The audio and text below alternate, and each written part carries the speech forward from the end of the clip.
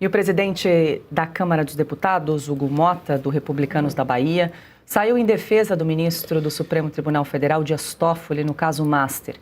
Em entrevista ao Metrópolis, Mota afirmou que houve um exagero de parte da mídia em relação ao papel que Toffoli cumpriu na relatoria do caso. E eu penso que o Supremo Tribunal Federal tem cumprido o seu papel.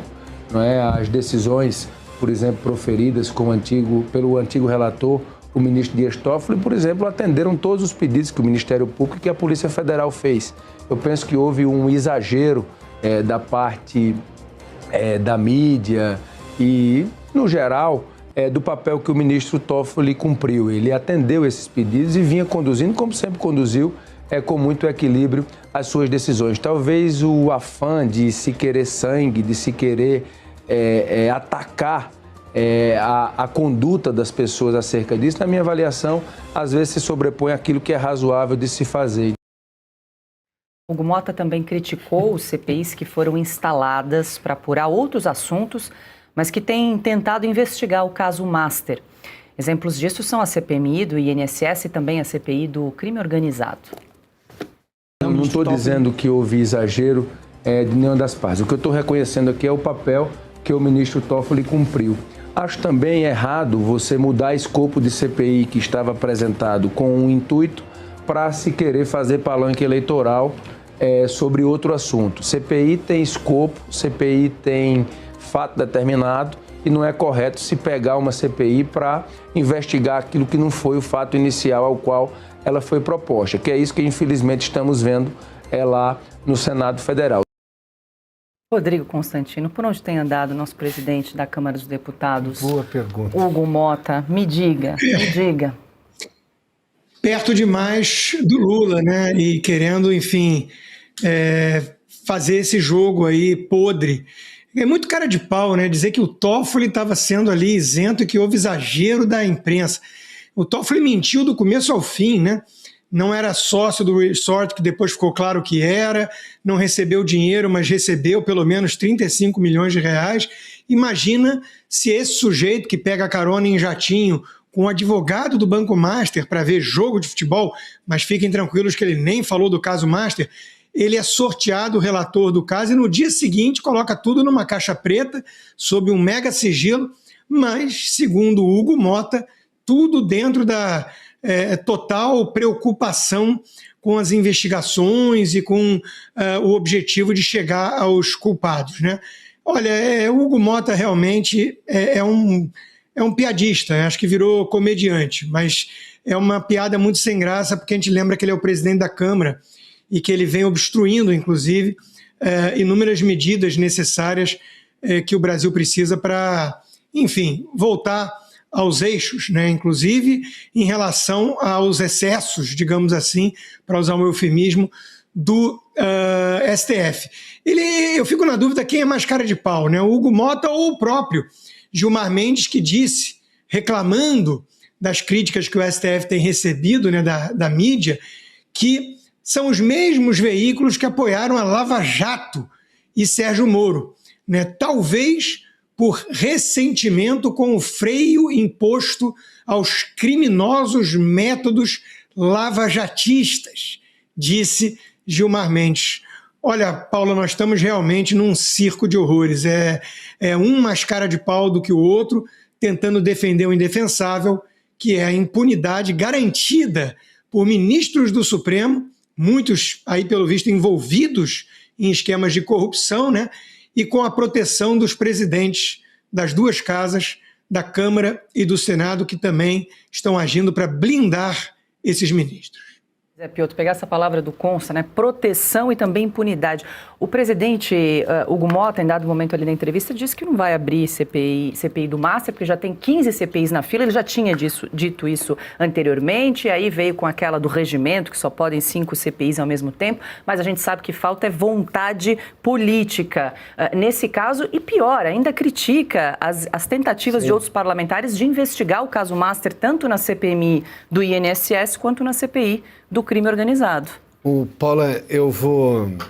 Marcília, Cauti, Consta, eu vou pegar o lado bom dessa história. O lado bom dessa história é que a opinião do Hugo Mota não tem importância nenhuma. O que ele está dizendo aí simplesmente vai ser ignorado.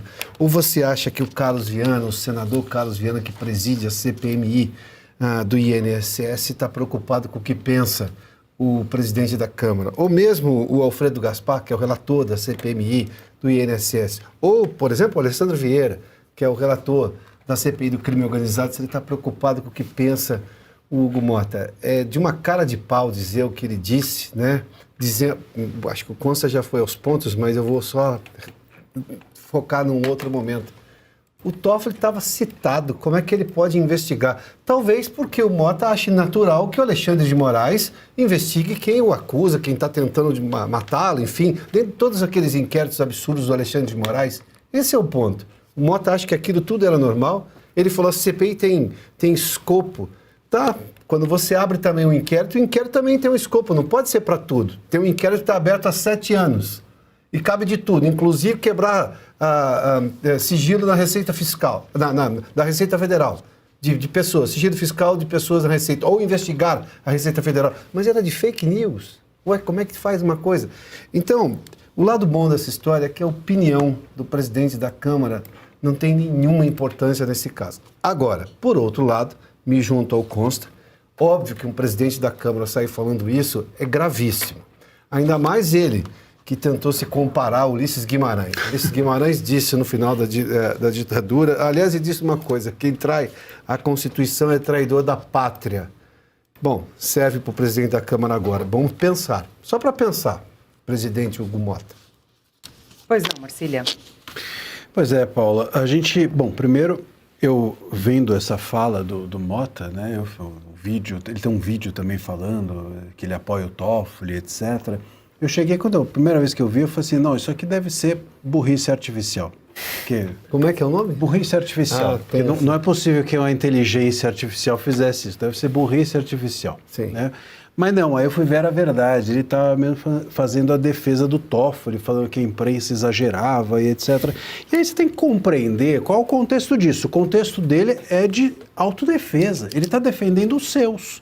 Vamos aqui fazer um gráfico abstrato, né? Eu não tenho o gráfico mesmo, mas vamos pensar aqui. O gráfico do poder constituído dentro do país é STF consorciado com o governo federal e os seus tentáculos sendo exercidos dentro do Congresso pela submissão dos presidentes das casas legislativas. Então, e do Gonê. Né? Então, o Gonê é um tentáculo que esse consórcio alcança. O Alcolumbre é outro tentáculo que esse consórcio estatal alcança e o outro é o Mota. Então o Mota, quando faz uma defesa desses personagens, ele está defendendo os patrões.